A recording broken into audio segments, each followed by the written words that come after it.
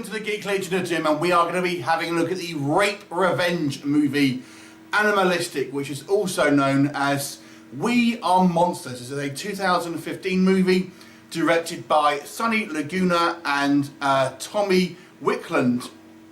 And this one stars Hanna Oldenburg, who is an Australian businesswoman who has just completed an important high-profile meeting with someone when she is duped by a female taxi driver and kidnapped and then delivered to two hick kind of like rednecks in the middle of the woods, where they proceed to torture and rape her on a repeated basis. Now we learn that they've had other victims as well, because we see them execute someone right in front of this woman. And can she escape?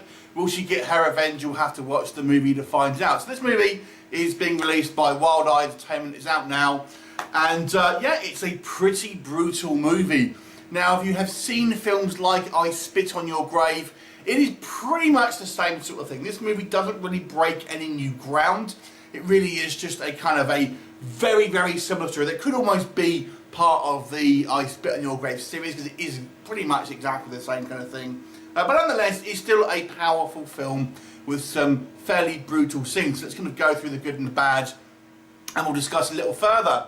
So for me, I've got to say, I actually quite liked the acting here. I thought the acting here was pretty good, down from the kind of the actual woman herself, who, you know, really is kind of sort of gives up on kind of life at one point in the movie, and is kind of like really has to kind of like try and pull herself together. I also really like the kind of both the direction and the acting by the lead actress. When she kind of gets an opportunity to maybe have some revenge, she doesn't quite know what to do with it. And it's not like she's going to plan this and kind of has this kind of like elaborate kind of revenge plan. She really doesn't know what she's doing, and she's kind of trying, you know, a load of different things. And it really feels like she's just kind of like at the end of her tether, and is just kind of just trying all different things, and nothing's kind of being able to kind of satisfy her and get her this kind of like this kind of closure that she kind of needs. So I thought that was really well directed and well acted by this kind of this woman, Hanna Oldenburg. So I thought that was a great performance by her, and some nice kind of direction, because you know,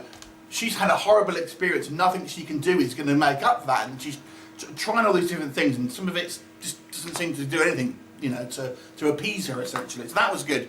Also, the guys who play these two kind of like red hicknecks, they're pretty, you know, they're pretty kind of typical. Not a bad job, but they're maybe a little bit kind of stereotypical kind of like rednecks, if that makes sense. One of them's got like a hair lip and is a dumb one, and the kind of the leader is the kind of like the sleazy one. One thing I thought maybe this movie has as a missed opportunity was there's some certain backstory and other elements that I feel could have been expanded upon in two main areas. The first one, our lead rapist, so to speak, it's hinted at that he has a kind of a family outside of this kind of obviously very violent environment of which he is a kind of part of.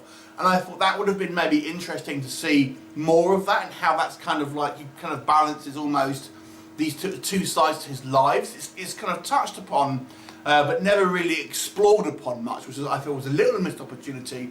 In addition to that, one thing I thought would have been quite an interesting facet to have in this movie was, because this our victim was quite a high-profile businesswoman, and it was to do with like some oil business. When she's abducted, the police assume, and we hear this from a kind of a news story on the TV, that it's something to do with her work. It's something to do with the fact that there's environmentalists that, you know, are in opposition to whatever oil deal she's doing and stuff like that. And this kind of basically explains away why the police presence wasn't there. But I thought it was quite good that, you know, you almost have this this other element involved, which kind of complicates matters. And again, it's touched on but not really kind of expanded upon, and I maybe would have liked to have seen a little bit more kind of like in regards to that. Now when we get to our kind of our sort of, you know, our brutal scenes, our rape scenes, and our kind of torture scenes, yeah, they're pretty gruesome, pretty grimy. They're not kind of shown to titillate or anything like that. It is kind of depicted as quite brutal, and it's obviously filmed pretty well to make you kind of feel this kind of obviously sense of danger and kind of like horrible kind of thing that's happening, and even when our protagonist ultimately gets revenge, again those scenes are they're pretty brutal. There is one scene that involves one of them where it's a little silly. It's pretty much almost a comical death scene by a particular character, and if you've seen Deadpool 2, it kind of reminded me a little bit of that. But it's just a little bit silly. This a character positions themselves in a certain way that I thought was maybe a little bit silly. Ultimately, this film is very well shot for what it is. It's not particularly original. If you look on kind of reviews on IMDb, it's got quite a low rating because it is so similar to things like the I Spit on Your Grave series and other kind of rape revenge movies. But I feel that's unfair. You have to really judge a movie on its own merits. Yes, you can kind of point out that maybe it's not the particularly most original film, but on its own merits, it still is a well-made film. Obviously, it's not going to be for everyone because rape revenge is obviously a film that isn't going to be suitable for a lot of people. And some people won't feel comfortable in watching it, but for what it is, it's a well-made film. And I did like some of the kind of the subtle nuances, particularly by our female protagonist, as she's kind of having to deal with things kind of both mentally and physically. So I thought this was actually a well-made film for what it is, and I'm actually going to go and give this an above-average mark of 6 out of 10. I think for what it is, despite the fact that it's not particularly original, there's maybe not loads of story here. For what it is, it's well-made, well-acted, and well-directed. So 6 out of 10 for me. Have you seen it? What did you think of it? Leave me a comment, and I shall look forward to seeing you next time. Bye for now.